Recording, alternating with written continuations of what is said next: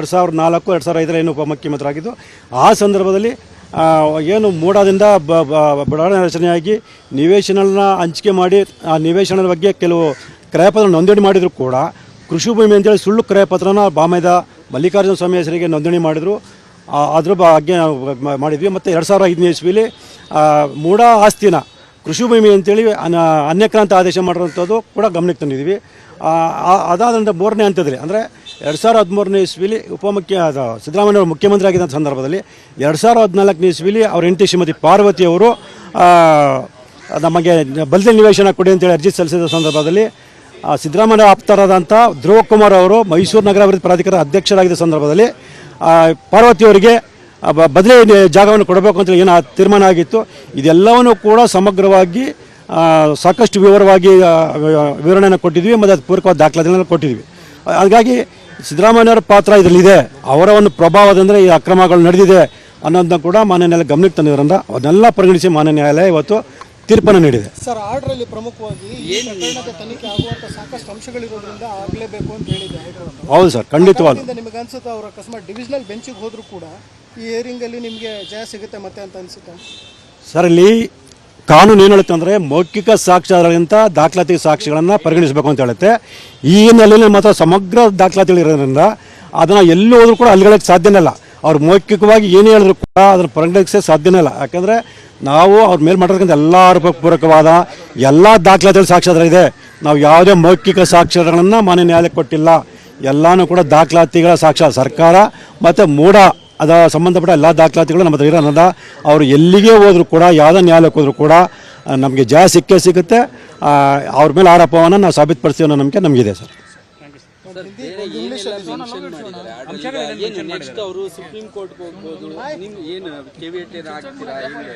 Sir, ನಾವು already ಮಾನ್ಯ ಸರ್ವೋಚ್ಚ ನ್ಯಾಯಾಲಯ ಕೇವಿಟ್ ಹಾಕಿದ್ದೀವಿ.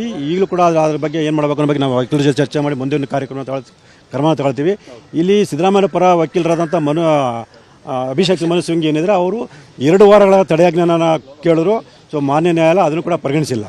ಯಾಕೆಂದರೆ ನಾನೇ ಮಾಡೋ ಆದೇಶಕ್ಕೆ ನಾನೇ ತಡೆಯಾಜ್ಞೆ ನೀಡೋಕ್ಕೆ ಬರಲ್ಲ ಅಂತೇಳಿ ಮಾನ್ಯ ನ್ಯಾಯಮೂರ್ತಿಗಳ ಅಭಿಪ್ರಾಯ ಆಗಿದೆ. ಸರ್, ನಿಮ್ಮ ಪ್ರೇಯರ್ ಏನಿತ್ತು ಅಂದರೆ CBI ಕೊಡಬೇಕು ಅಂತ ಏನಕ್ಕೆ ಕೇಳಿದ್ರೆ ನಿಮ್ಮ ಇದರಲ್ಲಿ ಅಪ್ಲಿಕೇಶನಲ್ಲಿ? ಸರ್, ನಾವು ಖಾಸಗಿ ದೂರು ಅರ್ಜಿಯಲ್ಲಿ CBIಗೆ ಕೊಡಬೇಕು ಅಂತ ನಾವು ಮನವಿ ಮಾಡ್ಕೊಂಡಿದ್ವಿ. ಆದರೆ ಜನಪ್ರತಿನಿಧಿಗಳು ನ್ಯಾಯಾಲಯಕ್ಕೆ CBI ಕೊಡೋಕ್ಕೆ ಅಧಿಕಾರ ಇಲ್ಲದ ಬಹುಶಃ ಅವರು ಲೋಕಾಯುಕ್ತಕ್ಕೆ ಆದೇಶ ಮಾಡಬಹುದು. 2004 2005 ಏನು ಉಪಮುಖ್ಯಮಂತ್ರಿ ಆಗಿದ್ದು ಆ ಸಂದರ್ಭದಲ್ಲಿ ಏನು ಮೂಡಾದಿಂದ ಬಡಾವಣೆ ರಚನೆಯಾಗಿ ನಿವೇಶನನ ಹಂಚಿಕೆ ಮಾಡಿ ಆ ನಿವೇಶನದ ಬಗ್ಗೆ ಕೆಲವು ಕ್ರಯಪತ್ರ ನೋಂದಣಿ ಮಾಡಿದರೂ ಕೂಡ ಕೃಷಿ ಭೂಮಿ ಅಂತೇಳಿ ಸುಳ್ಳು ಕ್ರಯಪತ್ರನ ಬಾಮೈದ ಮಲ್ಲಿಕಾರ್ಜುನ ಸ್ವಾಮಿ ಹೆಸರಿಗೆ ನೋಂದಣಿ ಮಾಡಿದರು.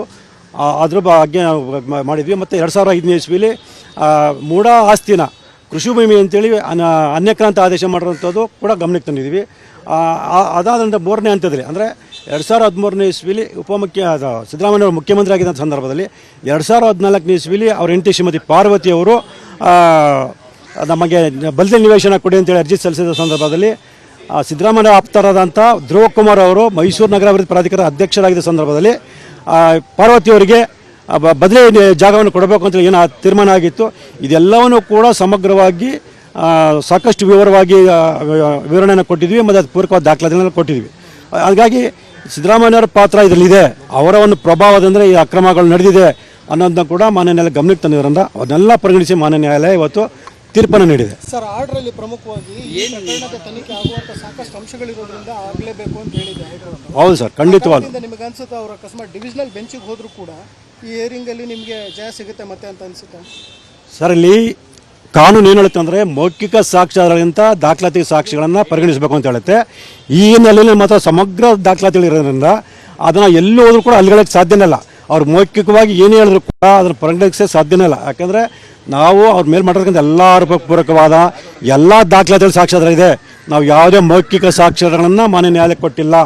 ಎಲ್ಲನೂ ಕೂಡ ದಾಖಲಾತಿಗಳ ಸಾಕ್ಷ್ಯ ಸರ್ಕಾರ ಮತ್ತು ಮೂಡ ಅದ ಸಂಬಂಧಪಟ್ಟ ಎಲ್ಲ ದಾಖಲಾತಿಗಳು ನಮ್ಮ ಹತ್ರ ಇರೋದ್ರಿಂದ ಅವರು ಎಲ್ಲಿಗೆ ಹೋದರೂ ಕೂಡ ಯಾವುದೇ ನ್ಯಾಯಾಲಯಕ್ಕೆ ಹೋದರೂ ಕೂಡ ನಮಗೆ ಜಯ ಸಿಕ್ಕೇ ಸಿಗುತ್ತೆ.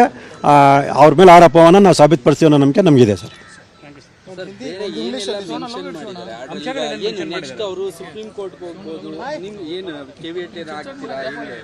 ಸರ್, ನಾವು ಆಲ್ರೆಡಿ ಮಾನ್ಯ ಸರ್ವೋಚ್ಚ ನ್ಯಾಯಾಲಯ ಕೇವಿಟ್ ಹಾಕಿದ್ದೀವಿ. ಈಗಲೂ ಕೂಡ ಅದ್ರ ಬಗ್ಗೆ ಏನು ಮಾಡಬೇಕು ಅನ್ನೋ ಬಗ್ಗೆ ನಾವು ವಕೀಲರ ಜೊತೆ ಚರ್ಚೆ ಮಾಡಿ ಮುಂದಿನ ಕ್ರಮ ತಗೊಳ್ತೀವಿ. ಇಲ್ಲಿ ಸಿದ್ದರಾಮಯ್ಯ ಪರ ವಕೀಲರಾದಂಥ ಅಭಿಷೇಕ್ ಮನು ಸಿಂಗ್ ಏನಿದ್ರೆ ಅವರು 2 ವಾರಗಳ ತಡೆಯಾಜ್ಞೆನ ಕೇಳಿದ್ರು. ಸೊ ಮಾನ್ಯ ನ್ಯಾಯಾಲಯ ಅದನ್ನು ಕೂಡ ಪರಿಗಣಿಸಿಲ್ಲ. ಯಾಕೆಂದರೆ ನಾನೇ ಮಾಡೋ ಆದೇಶಕ್ಕೆ ನಾನೇ ತಡೆಯಾಜ್ಞೆ ನೀಡೋಕ್ಕೆ ಬರಲ್ಲ ಅಂತೇಳಿ ಮಾನ್ಯ ನ್ಯಾಯಮೂರ್ತಿಗಳ ಅಭಿಪ್ರಾಯ ಆಗಿದೆ. ಸರ್ ನಿಮ್ಮ ಪ್ರೇಯರ್ ಏನಿತ್ತು ಅಂದರೆ CBI ಕೊಡಬೇಕು ಅಂತ ಏನಕ್ಕೆ ಕೇಳಿದ್ರೆ ನಿಮ್ಮ ಇದರಲ್ಲಿ ಅಪ್ಲಿಕೇಶನಲ್ಲಿ? ಸರ್ ನಾವು ಖಾಸಗಿ ದೂರು ಅರ್ಜಿಯಲ್ಲಿ CBIಗೆ ಕೊಡಬೇಕು ಅಂತ ನಾವು ಮನವಿ ಮಾಡ್ಕೊಂಡಿದ್ವಿ. ಆದರೆ ಜನಪ್ರತಿನಿಧಿಗಳು ನ್ಯಾಯಾಲಯಕ್ಕೆ CBI ಕೊಡೋಕ್ಕೆ ಅಧಿಕಾರ ಇಲ್ಲದ ಬಹುಶಃ ಅವರು ಲೋಕಾಯುಕ್ತಕ್ಕೆ ಆದೇಶ ಮಾಡಬಹುದು. 2004 2005 ಏನು ಉಪಮುಖ್ಯಮಂತ್ರಿಯಾಗಿದ್ದು ಆ ಸಂದರ್ಭದಲ್ಲಿ ಏನು ಮೂಡಾದಿಂದ ಬಡಾವಣೆ ರಚನೆಯಾಗಿ ನಿವೇಶನ ಹಂಚಿಕೆ ಮಾಡಿ ಆ ನಿವೇಶನದ ಬಗ್ಗೆ ಕೆಲವು ಕ್ರಯಪತ್ರ ನೋಂದಣಿ ಮಾಡಿದರೂ ಕೂಡ ಕೃಷಿ ಭೂಮಿ ಅಂತೇಳಿ ಸುಳ್ಳು ಕ್ರಯಪತ್ರನ ಬಾಮೈದ ಮಲ್ಲಿಕಾರ್ಜುನ ಸ್ವಾಮಿ ಹೆಸರಿಗೆ ನೋಂದಣಿ ಮಾಡಿದರು. ಅದ್ರ ಬಗ್ಗೆ ನಾವು ಮಾಡಿದ್ವಿ. ಮತ್ತು 2005 ಇಸ್ವಿಲಿ ಮೂಡ ಆಸ್ತಿನ ಕೃಷಿ ಭೂಮಿ ಅಂತೇಳಿ ಅನ್ಯಕ್ರಾಂತ ಆದೇಶ ಮಾಡಿರೋಂಥದ್ದು ಕೂಡ ಗಮನಕ್ಕೆ ತಂದಿದ್ವಿ. ಅದಾದ ನಂತರ 3ನೇ ಹಂತದಲ್ಲಿ ಅಂದರೆ 2013 ಇಸ್ವಿಲಿ ಸಿದ್ದರಾಮಯ್ಯ ಅವರು ಮುಖ್ಯಮಂತ್ರಿ ಆಗಿದ್ದ ಸಂದರ್ಭದಲ್ಲಿ 2014 ಇಸ್ವಿಲಿ ಅವ್ರ ಹೆಂಡತಿ ಶ್ರೀಮತಿ ಪಾರ್ವತಿಯವರು ನಮಗೆ ಬದಲಿ ನಿವೇಶನ ಕೊಡಿ ಅಂತೇಳಿ ಅರ್ಜಿ ಸಲ್ಲಿಸಿದ ಸಂದರ್ಭದಲ್ಲಿ ಸಿದ್ದರಾಮಯ್ಯ ಆಪ್ತರಾದಂಥ ಧ್ರುವ ಕುಮಾರ್ ಅವರು ಮೈಸೂರು ನಗರಾಭಿವೃದ್ಧಿ ಪ್ರಾಧಿಕಾರ ಅಧ್ಯಕ್ಷರಾಗಿದ್ದ ಸಂದರ್ಭದಲ್ಲಿ ಪಾರ್ವತಿಯವರಿಗೆ ಬದಲಿ ಜಾಗವನ್ನು ಕೊಡಬೇಕು ಅಂತೇಳಿ ಏನು ತೀರ್ಮಾನ ಆಗಿತ್ತು. ಇದೆಲ್ಲವನ್ನೂ ಕೂಡ ಸಮಗ್ರವಾಗಿ ಸಾಕಷ್ಟು ವಿವರವಾಗಿ ವಿವರಣೆಯನ್ನು ಕೊಟ್ಟಿದ್ವಿ ಮತ್ತು ಅದು ಪೂರಕವಾದ ದಾಖಲಾತಿಗಳನ್ನು ಕೊಟ್ಟಿದ್ವಿ. ಹಾಗಾಗಿ ಸಿದ್ದರಾಮಯ್ಯವ್ರ ಪಾತ್ರ ಇದರಲ್ಲಿದೆ. ಅವರ ಒಂದು ಪ್ರಭಾವದಂದರೆ ಈ ಅಕ್ರಮಗಳು ನಡೆದಿದೆ ಅನ್ನೋದನ್ನ ಕೂಡ ಮಾನ್ಯ ನ್ಯಾಯಾಲಯ ಗಮನಕ್ಕೆ ತಂದಿರೋದ್ರಿಂದ ಅದನ್ನೆಲ್ಲ ಪರಿಗಣಿಸಿ ಮಾನ್ಯ ನ್ಯಾಯಾಲಯ ಇವತ್ತು ತೀರ್ಪನ್ನು ನೀಡಿದೆ. ಸರ್ ಆರ್ಡ್ರಲ್ಲಿ ಪ್ರಮುಖವಾಗಿ ಈ ಪ್ರಕರಣದ ತನಿಖೆ ಆಗುವಂಥ ಸಾಕಷ್ಟು ಅಂಶಗಳಿರೋದ್ರಿಂದ ಆಗಲೇಬೇಕು ಅಂತ ಹೇಳಿದೆ ಹೈದರಾಬಾದ್. ಹೌದು ಸರ್, ಖಂಡಿತವಾಗ್ಲೂ. ನಿಮಗೆ ಅನ್ಸುತ್ತೆ ಅವರು ಅಕಸ್ಮಾತ್ ಡಿವಿಷನಲ್ ಬೆಂಚಿಗೆ ಹೋದರೂ ಕೂಡ ಈ ಹಿಯರಿಂಗಲ್ಲಿ ನಿಮಗೆ ಜಯ ಸಿಗುತ್ತೆ ಮತ್ತೆ ಅಂತ ಅನಿಸುತ್ತೆ? ಸರ್ ಇಲ್ಲಿ ಕಾನೂನು ಏನು ಹೇಳುತ್ತೆ ಅಂದರೆ ಮೌಖಿಕ ಸಾಕ್ಷ್ಯಗಳಿಗಿಂತ ದಾಖಲಾತಿ ಸಾಕ್ಷಿಗಳನ್ನು ಪರಿಗಣಿಸಬೇಕು ಅಂತ ಹೇಳುತ್ತೆ. ಈ ಹಿನ್ನೆಲೆಯಲ್ಲಿ ಮಾತ್ರ ಸಮಗ್ರ ದಾಖಲಾತಿಗಳಿರೋದ್ರಿಂದ ಅದನ್ನು ಎಲ್ಲಿ ಹೋದ್ರೂ ಕೂಡ ಅಲ್ಲಿಗಳಕ್ಕೆ ಸಾಧ್ಯನೇ ಇಲ್ಲ. ಅವ್ರು ಮೌಖಿಕವಾಗಿ ಏನೇ ಹೇಳಿದ್ರು ಕೂಡ ಅದನ್ನು ಪರಿಗಣಿಸೇ ಸಾಧ್ಯನೇ ಇಲ್ಲ. ಯಾಕಂದರೆ ನಾವು ಅವ್ರ ಮೇಲೆ ಮಾಡಿರ್ತಕ್ಕಂಥ ಎಲ್ಲ ಆರೋಪಪೂರ್ವಕವಾದ ಎಲ್ಲ ದಾಖಲಾತಿಗಳು ಸಾಕ್ಷ್ಯಾಧಾರ ನಾವು ಯಾವುದೇ ಮೌಖಿಕ ಸಾಕ್ಷ್ಯಗಳನ್ನು ಮಾನ್ಯ ನ್ಯಾಯಾಲಯಕ್ಕೆ ಕೊಟ್ಟಿಲ್ಲ. ಎಲ್ಲನೂ ಕೂಡ ದಾಖಲಾತಿಗಳ ಸಾಕ್ಷ್ಯ ಸರ್ಕಾರ ಮತ್ತು ಮೂಡ ಅದ ಸಂಬಂಧಪಟ್ಟ ಎಲ್ಲ ದಾಖಲಾತಿಗಳು ನಮ್ಮ ಹತ್ರ ಇರೋದ್ರಿಂದ ಅವರು ಎಲ್ಲಿಗೆ ಹೋದರೂ ಕೂಡ ಯಾವುದೇ ನ್ಯಾಯಾಲಯಕ್ಕೆ ಹೋದರೂ ಕೂಡ ನಮಗೆ ಜಯ ಸಿಗುತ್ತೆ. ಅವ್ರ ಮೇಲೆ ಆರೋಪವನ್ನು ನಾವು ಸಾಬೀತುಪಡಿಸ್ತೀವಿ ಅನ್ನೋ ನಂಬಿಕೆ ನಮಗಿದೆ ಸರ್.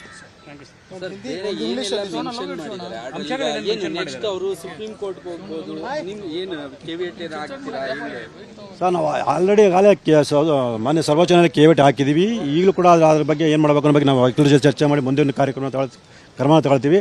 ಇಲ್ಲಿ ಸಿದ್ದರಾಮಯ್ಯ ಪರ ವಕೀಲರಾದಂಥ ಅಭಿಷೇಕ್ ಮನು ಸಿಂಗ್ ಏನಿದ್ರೆ ಅವರು 2 ವಾರಗಳ ತಡೆಯಾಜ್ಞೆನ ಕೇಳಿದ್ರು. ಸೊ ಮಾನ್ಯ ನ್ಯಾಯಾಲಯ ಅದನ್ನು ಕೂಡ ಪರಿಗಣಿಸಿಲ್ಲ. ಯಾಕೆಂದರೆ ನಾನೇ ಮಾಡೋ ಆದೇಶಕ್ಕೆ ನಾನೇ ತಡೆಯಾಜ್ಞೆ ನೀಡೋಕ್ಕೆ ಬರಲ್ಲ ಅಂತೇಳಿ ಮಾನ್ಯ ನ್ಯಾಯಮೂರ್ತಿಗಳ ಅಭಿಪ್ರಾಯ ಆಗಿದೆ. ಸರ್ ನಿಮ್ಮ ಪ್ರೇಯರ್ ಏನಿತ್ತು ಅಂದರೆ CBI ಕೊಡಬೇಕು ಅಂತ ಏನಕ್ಕೆ ಕೇಳಿದ್ರೆ ನಿಮ್ಮ ಇದರಲ್ಲಿ ಅಪ್ಲಿಕೇಶನಲ್ಲಿ? ಸರ್ ನಾವು ಖಾಸಗಿ ದೂರು ಅರ್ಜಿಯಲ್ಲಿ CBIಗೆ ಕೊಡಬೇಕು ಅಂತ ನಾವು ಮನವಿ ಮಾಡ್ಕೊಂಡಿದ್ವಿ. ಆದರೆ ಜನಪ್ರತಿನಿಧಿಗಳು ನ್ಯಾಯಾಲಯಕ್ಕೆ CBI ಕೊಡೋಕ್ಕೆ ಅಧಿಕಾರ ಇಲ್ಲದ ಬಹುಶಃ ಅವರು ಲೋಕಾಯುಕ್ತಕ್ಕೆ ಆದೇಶ ಮಾಡಬಹುದು. 1 ವರ್ಷ ಕಳೆದ ಒಂದೇ ವರ್ಷದಲ್ಲಿ ಚುನಾವಣೆಗಳು, ರಾಜಕೀಯ ತಂತ್ರ ಪ್ರತಿತಂತ್ರಗಳು, ಅಭಿಯಾನ, ಜನಪರ ಅಹೋರಾತ್ರಿ ಹೋರಾಟಗಳು, ಪಾರದರ್ಶಕ ವರದಿಗಾರಿಕೆಯ ಪಣ ತೊಟ್ಟು ಮುನ್ನಡೆದಿದ್ದೇವೆ. 1 ವರ್ಷದ ಸಂಭ್ರಮದ ಜೊತೆಗೆ ಜವಾಬ್ದಾರಿ ಕೂಡ ಹೆಚ್ಚಾಗಿದೆ. ಮತ್ತಷ್ಟು ಮುನ್ನುಗ್ಗಿ ಜನಪರ ನಿಲ್ಲುವ ಉತ್ಸಾಹ ಕೂಡ ಹೆಚ್ಚಿದೆ. ಯಾಕಂದ್ರೆ ಇದು ರಿಪಬ್ಲಿಕ್ ಕನ್ನಡ, ನಿಮ್ಮದೇ ಧ್ವನಿ. 1 ವರ್ಷದ ನಿರ್ಭೀತ ಪತ್ರಿಕೋದ್ಯಮ ರಿಪಬ್ಲಿಕ್ ಕನ್ನಡ, ಇದು ನಿಮ್ಮ ಧ್ವನಿ.